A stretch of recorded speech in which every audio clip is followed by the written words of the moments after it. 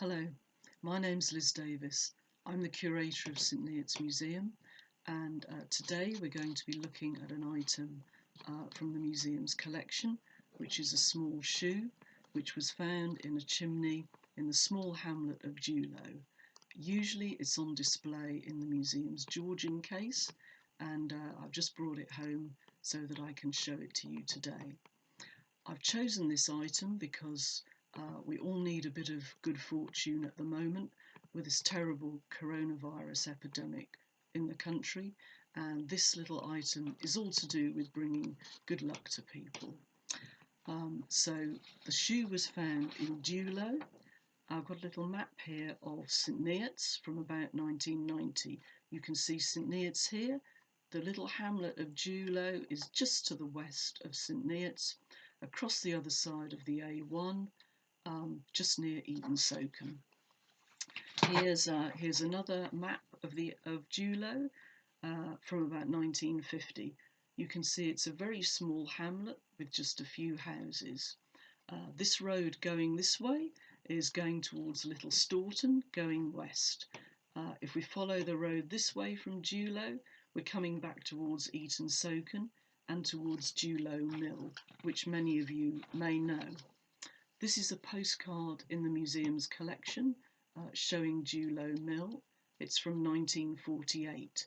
So it's showing the mill here before it was developed, and this side here is showing the mill in 1948 after it had been converted into a family house. So in order to talk about the shoe, I tried to find some pictures of Duloe and the old houses in Duloe in the museum's collection. And that didn't turn out to be so easy. This is one picture that we have in the museum that shows an old house in Duloe. This is another one showing an old thatched cottage with quite a pretty garden in front. These two photos are copies of photos that were given to the museum by the Brewer family. But unfortunately, because they're copies of copies, they're not terribly good photos. But they do give us an idea of perhaps the sort of house that this little shoe might have been found in. So we don't actually know which house in Duloe this little child's shoe was found in, but we do know that it was found in Duloe. So the shoe was given to Long Sands Museum back in the 1960s. This was a museum set up at Long Sands School by two dedicated teachers who wanted to preserve things from the local area. And somebody brought in this shoe from Duloe and said it had been found built into the chimney in their house. We've still got the original label from the 1960s, and this says that the shoe was found in Duloe and that it was put there as a witch deposit, which we'll be coming back to in a moment. So we don't know which house it came from, but we do know something about the shoe. So it's a little toddler's shoe, as you can see here, and it's made of leather. It's got four eyelets for the laces, although the laces are now missing. It's made of leather, and it's usually on display in the museum. If we look underneath, we can see that it's got nails in the base of the sole, which would have kept the leather on the base from wearing away so quickly. You can see there are nails on the heel as well, and you can also see the museum's accession number, and you can still see it's quite muddy, and it's got quite a lot of mud on it as a shoe, and it must have been put in the chimney like that. The style of the shoe suggests that it dates from the 1820s or the 1830s. And this is a period just after the end of the European Napoleonic Wars, which ended in 1815, the Napoleonic Wars with France. but before the period when Queen Victoria came to the throne in 1837. So this is the period when set just after Jane Austen was writing her famous novels, and that may give you an idea of the sort of period when a child may have been wearing a little shoe like this. It was the period of the regency of George IV between 1820 and 1830, and he became the regent when his father, King George III, became mad. And when after George died in 1830, then George IV came to the throne as the king. So this little shoe dates from that period, so it's almost 200 years old. But why was a shoe placed in the chimney in a house in Duloe? Although we don't know why this particular shoe was hidden, there is in fact a long history of shoes and clothes and other items being hidden in buildings, very often near the chimney or else near doors or windows, which are all places of entry into the house and the home. In the past, it was thought that evil spirits, witches, and bad luck could get in through these openings, so the chimney, the door, and the windows. And after all, we're still thinking today that Father Christmas might get into our house by coming down the chimney and bringing us our Christmas presents. So people in the past thought that they needed to do something to prevent witches and evil spirits getting into their houses. And so they believed they needed to take steps to make the house safe. And so they needed to put something lucky in these places to keep away harm that might be coming to them.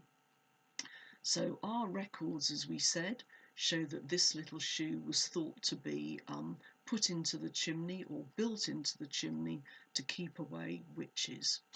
But why was it a shoe that was chosen as an item that might keep away witches or bad luck? Well, shoes are an item that we all wear every day now, and they kind of mould themselves to the wearer and take on the essence of the person. So they're very personal items. In the past, shoes might have been worn, the same pair of shoes might have been worn for years, so they would have really taken on the shape and the personality of the person that they belong to. As far back as the Bible, shoes have been linked to power and authority, perhaps because in that period only powerful, well-off people could afford to buy and wear shoes. Shoes are also quite expensive to buy, so they're a valuable item that people are buying and keeping. And they may have taken, when this shoe was bought in the 1820s or 30s, it may have taken over a week's wages to be able to buy the shoe. So it would have been an expensive item for the family to buy. Even today, shoes are a big status symbol, so expensive shoes are still a status symbol, and nothing's changed in that respect. So perhaps arising from a combination of these things, that the shoes take on some of the person's personality, they're expensive items, and they've got authority and power. Shoes have become a symbol of luck and good fortune and are often seen as a lucky charm. So it was thought that you could throw a shoe after somebody to wish them good luck and to bring them good luck. Or shoes could be tied onto your car after you'd got married, and it was thought that they would bring good luck to the newly married couple. So shoes have been hidden in houses to keep away witches and evil spirits, to prevent bad luck entering the home, and to keep good luck in the house. And this practice goes back to at least the 1300s in England. Northamptonshire Museum has got the biggest collection of historic shoes in the world, and they also keep a record of these hidden shoes, which have then been found, um, that have been found in the UK and all over the world. And they've got a list of over 3,000 shoes that have been found hidden in buildings. Many types of shoe have been found, or other sorts of objects. This is another type of shoe which might be found hidden in an old building to bring good luck. This is called a pattern, and this is a shoe that you would put on over your ordinary shoes, so that if you went outside, your foot would be raised above the mud and the dirt outside in the street. Other sorts of items that are thought to have magical properties have also been hidden in houses. So this is a little twig from the rowan tree, and this is a tree that's been believed to be lucky and to bring good fortune since at least Celtic times. So for over 2,000 years, people have been planting a rowan tree close to their house to bring good fortune to them. Sometimes twigs from the rowan tree have been found crossed in houses, and this was thought to prevent evil and bad luck from getting into your house. Other things which have been found crossed in houses have sometimes been knives, which have been found perhaps up in the attic, crossed over a window, or near doorways. The last item that we're going to look at today is another item that's often associated with good luck and is often found on the outsides of houses to bring good luck to people. Of course, this is a horseshoe, which again is in fact another sort of shoe worn by a horse. Horseshoes are made of iron, and iron is also something which has been thought for many hundreds of years to have magical properties and to keep away evil spirits and bad luck. And that's probably another reason why iron knives were thought to be preventing evil from entering your house. So horseshoes have been thought to be lucky for many centuries. They were often nailed up outside your house, or maybe you might have them as jewellery today, as a lucky charm on a bracelet, or you might have a tattoo of a horseshoe. This is a postcard showing a lucky horseshoe, which is in the museum's collection. So that's the end of our video today about the lucky shoe put in a chimney in the village of Duloe. And I'd like to wish you all good luck with my lucky horseshoe. Thank you very much for watching.